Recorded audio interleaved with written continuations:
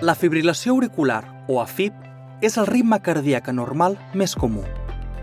En un cor normal, les 4 cambres del cor bateguen en un patró rítmic constant. En pacients amb AFib, les aurícules fibrilen i creen un ritme irregular. Amb AFib, el cor bomba amb menys eficàcia, fent que el flux de sang sigui lent o s'estanqui en una àrea del cor. Quan això succeeix, es pot formar un coàgul de sang. Aquest fet explica l'augment del risc d'ictus, anomenat també accident cerebrovascular, infart cerebral o embòlia.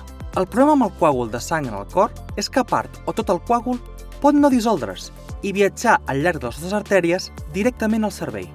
A mesura que els vasos sanguinis es ramifiquen i es tornen cada vegada més fins, arriba un moment en què el coàgul o el fragment del coàgul serà massa gran per avançar més i bloquejarà el vas sanguini per on viatja.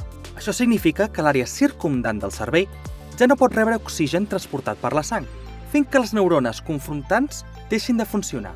Aquesta complicació es diu ictus. La detecció precoç de fibrilació auricular seguida d'un tractament adequat pot reduir el risc d'ictus en un 68%. A vegades, les persones amb AFib no tenen símptomes.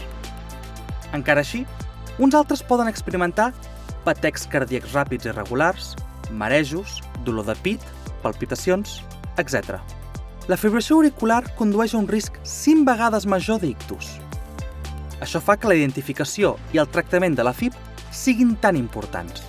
Conegui els seus factors de risc d'ictus seguint les recomanacions del seu metge per a la detecció de la fibrilació auricular i mesurant la pressió arterial, ja que són els millors passos que pot donar per a prevenir un ictus. Microlife, un company per a les persones, per a tota la vida.